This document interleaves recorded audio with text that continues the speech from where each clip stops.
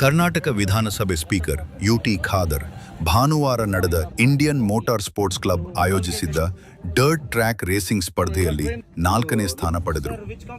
ವಾಕ್ಸ್ವ್ಯಾಗನ್ polo ಜಿಟಿ ಚಾಲನೆ ಮಾಡಿದ ಖಾದರ್ 3ನೇ ಸ್ಥಾನ ಪಡೆದವರಿಗಿಂತ ಕೆಲವೇ ಸೆಕೆಂಡುಗಳ ಅಂತರದಲ್ಲಿ ಪೋಡಿಯಂ ಫಿನಿಶ್ ತಪ್ಪಿಸಿಕೊಂಡರು. ಕಾಲೇಜು ದಿನಗಳಿಂದಲೂ ಉತ್ಸಾಹಿ ಮೋಟಾರ್ ಸ್ಪೋರ್ಟ್ ಉತ್ಸಾಹಿಯಾಗಿರುವ ಖಾದರ್ ಮೋಟಾರ್ ಸೈಕಲ್ಗಳು ಮತ್ತು ಕಾರುಗಳೆರಡನ್ನೂ ಒಳಗೊಂಡ ಹಲವಾರು ರೇಸಿಂಗ್ ಸ್ಪರ್ಧೆಗಳಲ್ಲಿ ಭಾಗವಹಿಸಿದ್ದಾರೆ. ಡರ್ಟ್ ಟ್ರ್ಯಾಕ್ನಲ್ಲಿ ಅವರ ಪ್ರದರ್ಶನವು ಅವರ ಹಿಂದಿನ ರೇಸಿಂಗ್ ದಾಖಲೆಗೆ ಅನುಗುಣವಾಗಿದೆ ಎಂದು ಸಂಘಟಕರು ತಿಳಿಸಿದ್ದಾರೆ.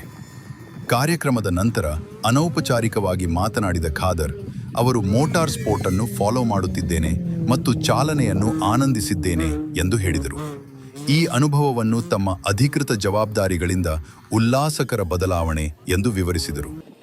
ಡರ್ಟ್ ಪ್ರಿಕ್ಸ್ ಈವೆಂಟ್ ಬಹು ರೇಸರ್ಗಳ ಭಾಗವಹಿಸುವಿಕೆಯನ್ನು ಕಂಡಿತು ಮತ್ತು ತಳಮಟ್ಟದ ಮೋಟಾರ್ ಸ್ಪೋರ್ಟ್ ಅನ್ನು ಉತ್ತೇಜಿಸುವ ಗುರಿಯನ್ನು ಹೊಂದಿತ್ತು.